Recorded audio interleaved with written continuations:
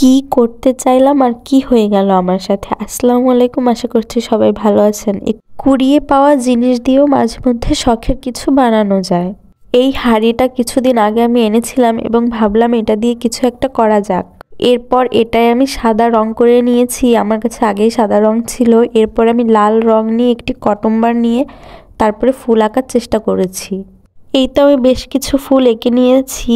এরপরে আমি এখানে আমাদের নিকনেমটা লিখে নিয়েছি। এই হাঁড়িতে আমি কিছু গাছ লাগাবো, এর জন্যই আমি কিছু মাটি দিয়ে দিচ্ছি।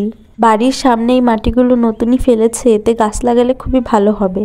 এই তো এরপরে আমি কিছু মাটি এনে আমার কাঠগোলাপ গাছটায় দিয়ে দিচ্ছি। দেখুন আমার কাঠগোলাপ গাছটার কি অবস্থা, একটা ডাল তো ভেঙেই ফেলেছে কে যেন। এরপরে তো গাছের খুবই মর্মান্তিক অবস্থা হয়ে আছে, জায়গায় জায়গায় ছিলে গিয়েছে, খুবই খারাপ লাগছিল। এরপর আমি কিছু মাটি দিয়ে দিয়েছি।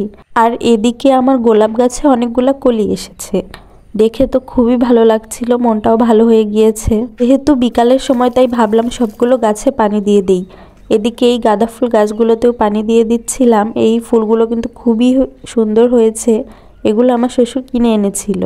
ওই পাশের গাছগুলোতে পানি দিয়ে আমি এদিকে চলে যাচ্ছিলাম আমার কামিনী ফুল গাছটায় পানি দিতে। আমি আমার কামিনী ফুল গাছটা কিন্তু আমার বেলকনির সামনেই লাগিয়েছি, যেন ফুল আসলে এর ঘ্রাণ আমার ঘরে চলে আসে।